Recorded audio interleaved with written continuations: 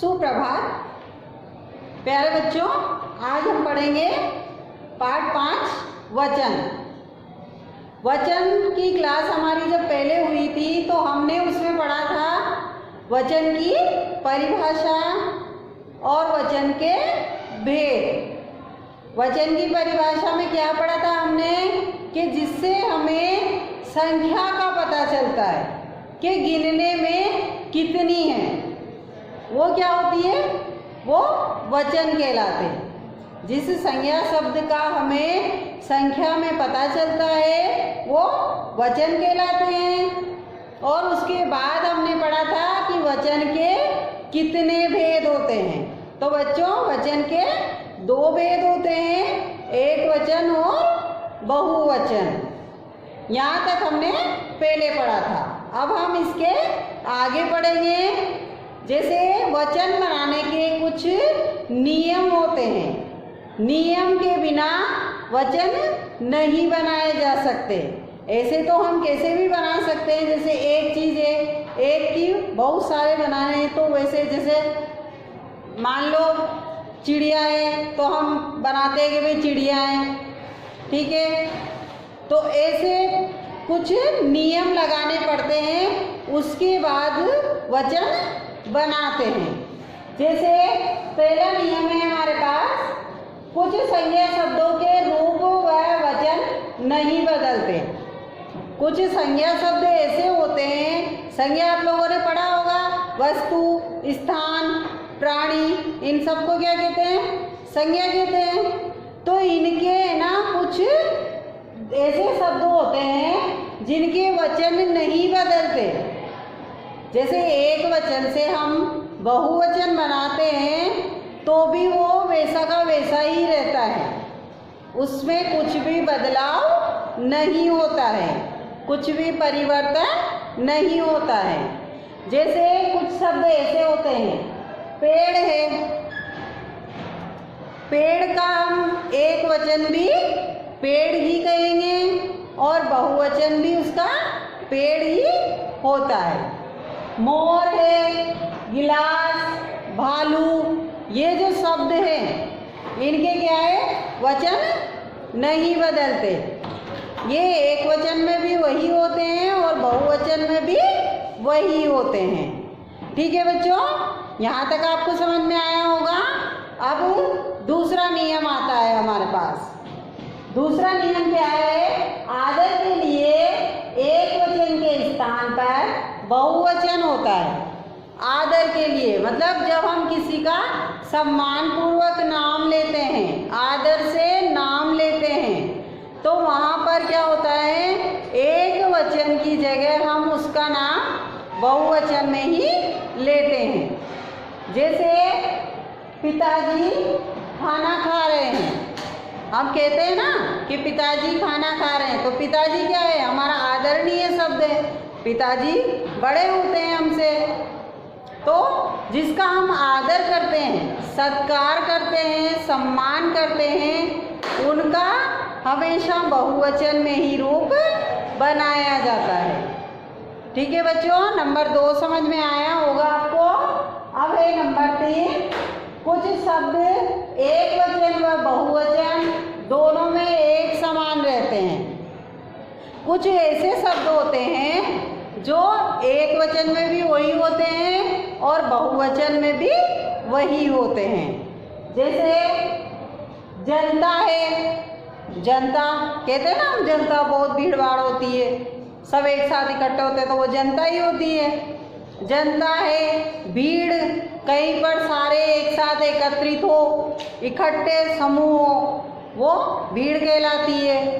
फिर समूह है, दल है, आदमी, हाथ, बादल, धरती आदि शब्द जो है वो क्या है, एक वचन में भी वही होते हैं और बहुवचन में भी वही होते हैं। दोनों वचन में एक ही समान चलते हैं ऐसे शब्द। ठीक है बच्चों, अब है हमारे पास नंबर 4 वाला नियम। नंबर 4 नियम हमें कहता है, एक वचन होते हुए भी बहुवचन में प्रयोग होते हैं। कुछ शब्द ऐसे होते हैं जो एक वचन के होते हुए भी बहुवचन में प्रयोग होते हैं, मतलब बहुत सारों में उनकी गिनती की जाती है, जैसे बोला जाता है उनको। तो उसमें क्या है, जैसे दर्शन, हम कहते हैं कि दर्शन करें हमने भगवान के, तो वहाँ पर कितने भी भगवान हो सकते हैं। हमने कितने भगवान के दर्शन करें हमें पता तो है, लेकिन हम बोलेंगे तो ऐसे ही कि हमने दर्शन करे, लेकिन मंदिर पर जाकर के हमने कितने ही भगवान के वहाँ पर दर्शन करे, लेकिन उसको हम एक वचन में ही बोल रहे हैं।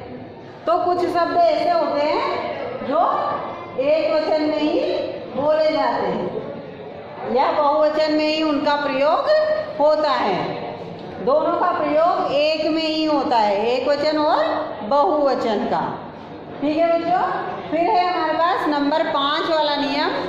नंबर 5 नियम हमें बताता है एक वचन से बहुवचन बनाते समय बड़ा ऊ हो तो वह छोटा ऊ हो जाता है। जो बड़ा ऊ की मात्रा होती है ना शब्द में, वो क्या होती है, छोटा ऊ हो जाती है जब बहुवचन बनाएंगे तब। एक वचन से बहुवचन बनाएंगे तब क्या होगा, बड़ा ऊ की मात्रा जिस शब्द में होगी वो छोटा ऊ हो जाएगा और जिसमें बड़ी की मात्रा होगी वो छोटी ही हो जाएगी।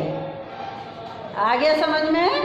बड़ा ऊ की मात्रा छोटा ऊ हो जाएगी और बड़ी की मात्रा छोटी में बदल जाएगी। जैसे हमने लिखा वधू, तो ध में क्या है, बड़ा ऊ की मात्रा है, तो यह हम जब बहुवचन बनाएंगे इसका, तो ये ध में जो बड़ा ऊ की मात्रा है ये छोटा ऊ में बदल जाएगी। तो ये वधू का जो बहुवचन बनाएंगे तो हम क्या लिखेंगे, वधुएं। तो ऊ की मात्रा है जो छोटा ऊ में बदल गई। ऐसे ही रानी लिखते हैं हम, तो रानी क्या है, एक वचन है, और इसका बहुवचन बनाएंगे तो क्या बनाएंगे, रानियाँ।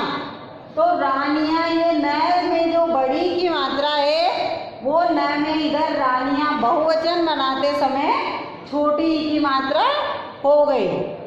ठीक है बच्चों, फिर नंबर 6 नियम हमारा, बहुवचन बनाने के लिए गण, वर्ग आदि शब्दों का प्रयोग किया जाता है। जब हम एक वचन से बहुवचन बनाते हैं तो उसमें हम गण, कुछ शब्दों में गण या किसका प्रयोग करते हैं, वर्ग का, गण या वर्ग का प्रयोग किया जाता है जब वह बहुवचन बनता है। जैसे मित्रगण, अध्यापक, तो अध्यापक गण बहुवचन बनाया तो मित्र का बहुवचन बनाया तो मित्रगण, ऐसे हम बनाते हैं। ठीक है बच्चों, यहाँ तक आपको समझ में आया होगा। अब इसके बाद आपको क्या करना है, आपकी जो किताब है उसमें पेज नंबर 35 पर जो एक वचन से बहुवचन शब्द दिए गए हैं उनको आपको पढ़ना है और लिखना है कॉपी में। तो जैसे मैं बताती हूँ आपको एक वचन से बहुवचन कैसे बनाते हैं। तो इसमें है चाबी, चाबियाँ, भुजा, भुजाएं, बोली से बहुवचन बोलियाँ, थाली से बहुवचन थालियाँ, कक्षा से कक्षाएं, राखी से राखियाँ, चिड़िया से चिड़ियाँ, मिठाई से मिठाइयाँ, माता से माताएं, आँख से आँखें, लता से लताएं, सेना से सेनाएं, पत्ती से बहुवचन क्या बनेगा, पत्तियाँ, टोपी से टोपियाँ, ऋतु से ऋतुएं, नाली से नालियाँ, रस्सी से रस्सियाँ, नदी से नदियाँ, तारा से तारे, क्यारी से क्यारियाँ, खुरपी से खुरपियाँ, बहन से बहनें, मेज से मेजें, दिशा से दिशाएं, बालिका से बालिकाएं, गाड़ी से गाड़ियाँ,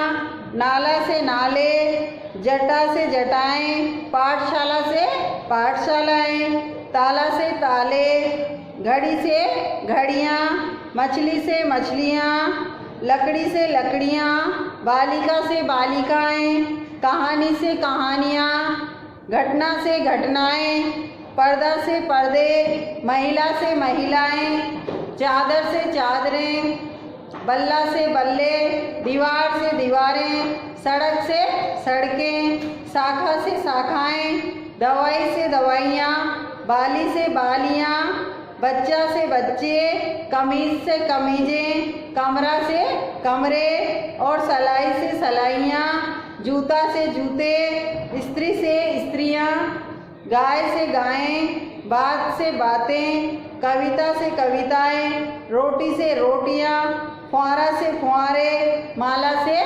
मालाएं। ये सब क्या है बच्चों? एक वचन से बहुवचन शब्द। एक वचन का शब्द दिया गया है, उसको हमें बहुवचन में बनाना है। तो ये सब आपको आपकी किताब में से याद करना है और आपकी कॉपी में लिखना है। ठीक है बच्चों, आशा करती हूँ कि आप सभी को जो वचन वाला हमारा पाठ है वो समझ में आया होगा।